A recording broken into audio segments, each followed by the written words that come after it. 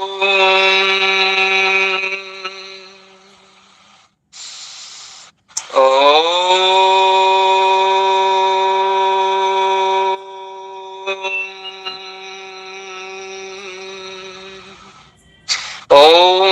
भूर्भुवस्वः तत्सवितुर्वरेण्यं भर्गो देवस्य धीमहि धियो यो नः प्रचोदयात्।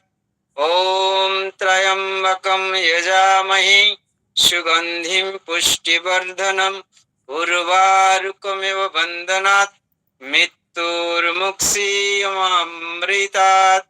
ॐ सहना भवतु सहनो भुनक्तु सह वीर्यङ्करवावहै तेजस्विनावधीतमस्तु मा विद्विषावहै।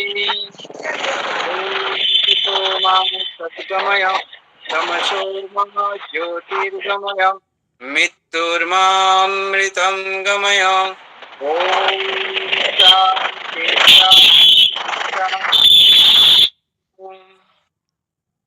सबको सादर नमस्ते।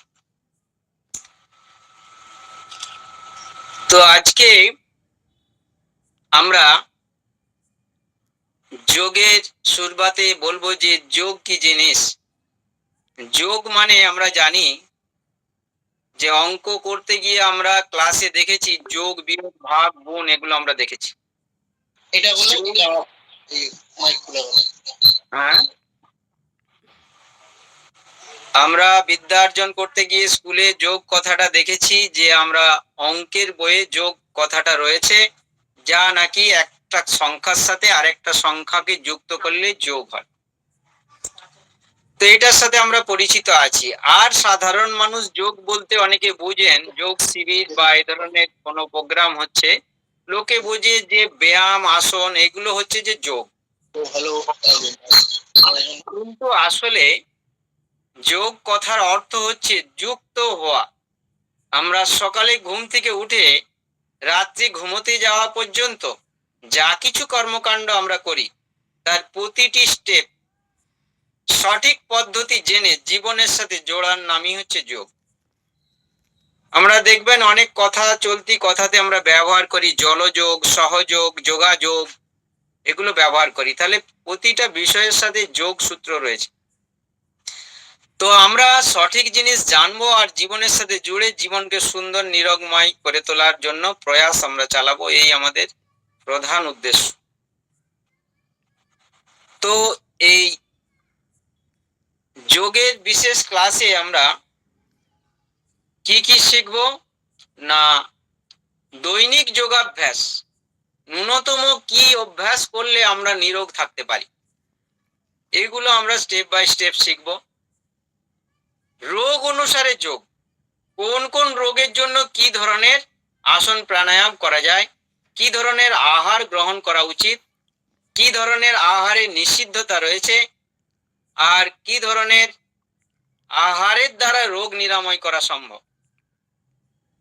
এছাড়া আমরা জানবো বাড়ির পাশাপাশি গাছগাছালি, আমরা যেখানে বাস করি তার 100-200 মিটারের মধ্যেই অসংখ্য গাছগাছালি রয়েছে, যেগুলো কিন্তু আমরা সঠিক ব্যবহার জেনে গেলে আমরা কিন্তু নিরোগ এবং সুস্থ থাকতে পারি সেই গাছগাছালির দ্বারা।